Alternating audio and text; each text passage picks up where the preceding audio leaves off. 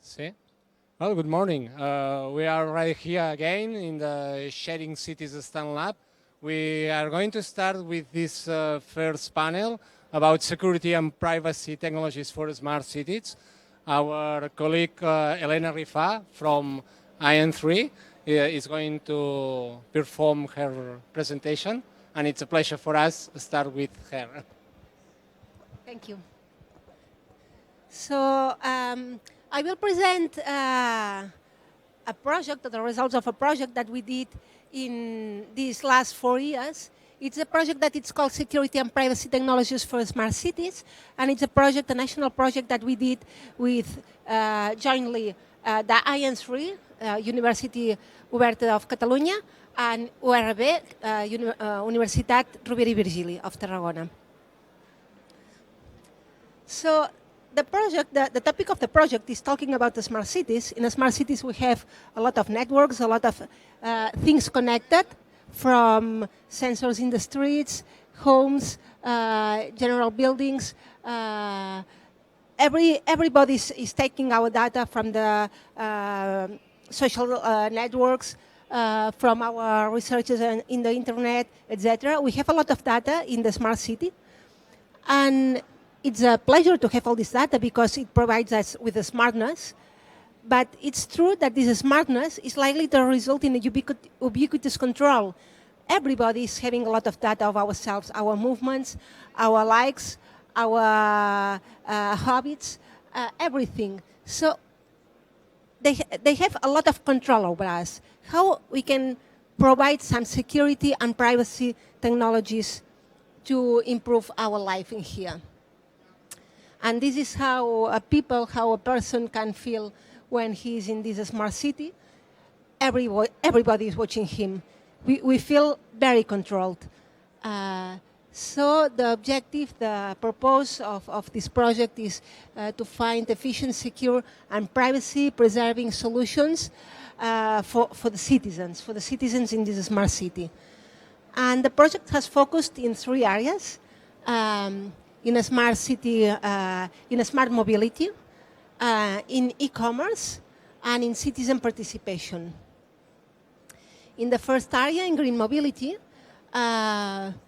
we think it's necessary to put control in the security and privacy of the mobility of the people because in a smart city there are a lot of controls, a lot of access controls to get into the city. Why? Because if we want a green city, a best city to transit with, we need to put controls for the people, for the cars, for the motorcycles that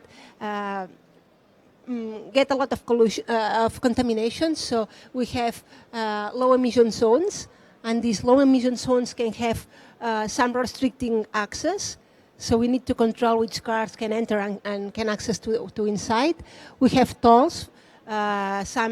Some regions, some areas have tolls so that not so many people are inside these areas. We have parking discounts, for example, or some roads that can only be used for vehicles with high occupancy. So we have a lot of controls over the vehicles.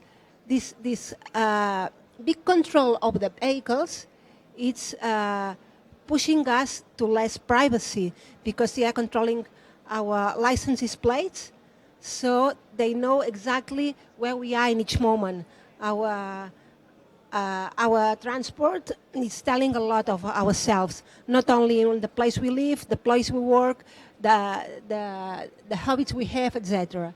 So the objective of this is to put incentives to provide security as well as privacy inside these schemes.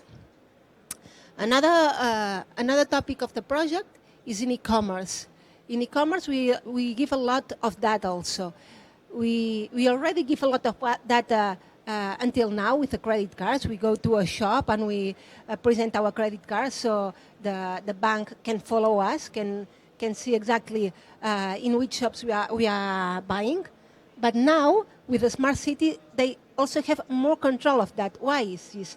Because we have all the searches we have done to look for a product to buy. We have all the searches, we have a lot of comparisons, and all this data in the internet is accessed from the web browsers, and the service providers have all this information. They know everything about our e-commerce procedures. So here we also have a privacy problem of how we try to buy in these sites. Moreover, a lot of shops, a lot of organizations have these loyalty programs, and they already can track us a little more because they know exactly every detail of our shops. So we try to provide here with anonymity controls so that we can have all these advantages on the shopping. We can have discounts, we can have recommendations, we can have all this, but also with anonymity, okay? And finally, another problem that we have focused in this project is in the citizen participation. And I will focus on this part, on the citizen participation, because it's the part we have worked more in the IN3, this is our part of work. So I will focus more in this part. And in the things that we have worked in here, we have worked in e-democracy. E-democracy means better ways to ask people her opinion about the things of the city, but also the things of the country, the things of the community in which we live. And for this, of course, we cannot go to a physical poll every 4 years. We need better ways to do that. And we have developed here secure polling system for making this participation more common for using Android phones, using laptops from the home. Another topic is that in smart cities, the user generates a lot of content, and this content also has to be protected. Why it has to be protected? Well, ourselves generate the content, but sometimes we don't have the control over at which extent this content has diffusion. So we just publish the content, and afterwards this content is outside our hands. So we need to put copyright protection to our content. We need to make possible ways to track this content, how has been distributed, who has this content, etc. So we also work in these areas. And finally, we work in areas of city alerts and emergencies, because we also think that in a smart city, one of other main topics is that the city is much more efficient to live and to be efficient, to be comfort, to be a good city to live in. We need that the problems, the issues of the cities be much faster to detect, much faster to alert, and much faster to resolve. And for this, we need a better system of reporting these emergencies. As I told you before, we have worked very much on these three topics of citizen participation. The first one is in e-democracy, and in this topic we have developed a better polling system for people to participate, to make polls from their homes, from a simple laptop and from a simple Android phone or from a simple iPhone, okay? And the general scheme of the polling system, it's very much the same as other electronic polls, secure electronic polls, in which the votes are encrypted, so anybody can know the content of an encrypted vote, but also these votes are mixed and are mixed so that nobody can track these votes from the origin to the final end. And finally, the votes are opened, and the voter can have a track that his vote has been counted correctly. We have the proofs to count the votes, that the voter can exactly know and have the validity that his vote is correct. But during this process, the voter cannot be identified. This is the protocol that I told you about, the content generation. We have made a system so that content providers can sell content that has been generated by the citizens in a secure way. In a secure way in the sense that the content is copyright protected. We use watermarks for this copyright protection, but we also use fingerprinting, anonymous fingerprinting, so that this content can get traced from the origin to the end, so that we can detect if there are malicious resellers.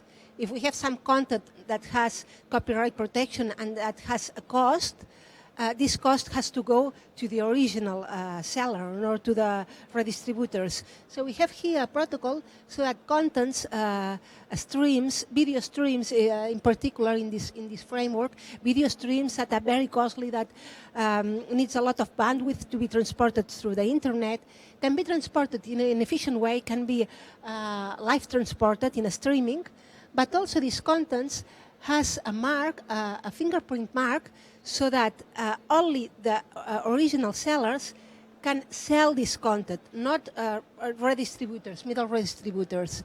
And this is done using, the redistribution of all this is used using general proxies, as it's done in peer-to-peers nowadays. So the general distribution is very much the same, but we also use a specific codes, a fingerprint codes that are only specific for a buyer, and these fingerprint codes are monitored by a third-party authority, that it's a monitor that can control if some issue is detected here. So if someone detects that some video has a spread beyond the control of the sellers, this content can be analyzed. We can analyze who has been the reseller. We can analyze who has been the fraudulent people that has spread this content maliciously, and we can get him to court because we have an electronic proof that this seller is not the original one. And finally, we have a protocol for, as I told you, for emergencies or in general incidents of the city, so that the incidents are much easier to report. And we do this using social networks. When somebody in the streets, for example, detects, I don't know, there is a fire, there is a robbery, there is some issue in the city that has to be reported, sometimes the witnesses do not want to explain or to report this incident for the fear to be accused of guilty. Because if you are around an area of conflict, you also can be incriminated as a malicious person in this area. So sometimes the emergencies are reported not at the time that they are produced, but later when somebody is able to do the report. So what we provide here is a system in which the reporter, the witness of an emergency, do reports this incident, this emergency, using an anonymity network. And this anonymity network is composed around his social network. He reports an incident to the competent system, to the competent area, and he can verify that the emergency is true. If it's true, this user can get a reward for his helping in the system. I can get a reward using, in the system we use bitcoins, because bitcoins are anonymous, so we can anonymously track this user without knowing who he is and benefit him with some bitcoins. But also, if the user reports a false emergency, using the the joint collision of all the other users in the network, all the other users can help us to discover who is the bad user, who is the malicious one that's reporting a bad emergency. And with this name and with this surname of the malicious user, we can punish him in some ways, also with monetary punishment or any other one. But the thing is that we want to incentive the participation of honest users in this emergency report in an anonymous way, and also punish the specific ones that are not behaving in a good way. And finally, I want to tell you that in a smart city there are a lot of data, a lot of logs, a lot of information that is around the smart city. And in the smart city, with all this data, we can have a lot of cybersecurity problems. When some security problems enters in the network, it can be a spread in cascade to other systems. We can have an entrance of a virus, of a malicious attack around the system, around the Wi-Fi of the network, around a sensor in the street. And this attack can be a spread in cascade to other systems. How can we solve this? Well, we have provided we have designed a scheme to monitor all the city, and we collect all the logs, all the data, all the information generated in the city in different databases. And then, using an algorithm of artificial intelligence, we analyze these logs, we analyze this data, and we look for anomalies. In general, the data of the services on the smart city has an statistic frequencies that are repeating each day or each month. They have a pattern. When we see differences in this pattern, we can have the alert that something is happened there. So we have a system to analyze these alerts in a joint conjunction of all the databases that come from the city. Because the problem is not only in a database, but can be spread to another places. So the joint processing of all this data can provide us with information of some subtle attacks. And here, well, it's just an example of the patterns that some data can have, and this is an example of the application of the emergencies. In a city, the emergencies, the kind of emergencies that we have also follow a pattern.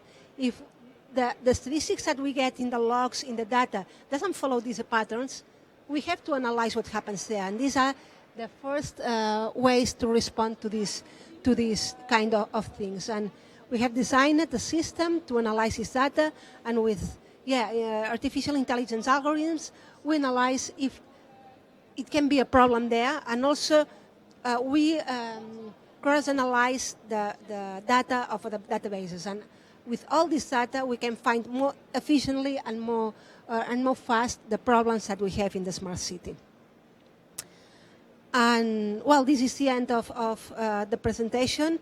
Just as a summary, the security, the privacy in the smart cities it's very important. It's a very important issue because big data, of course, it's providing us with a lot of information, but it's also providing us with a lot of control over the people.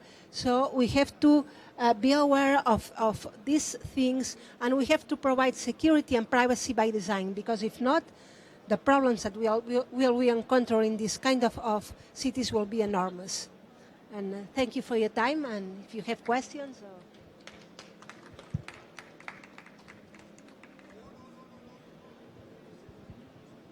Is there some question?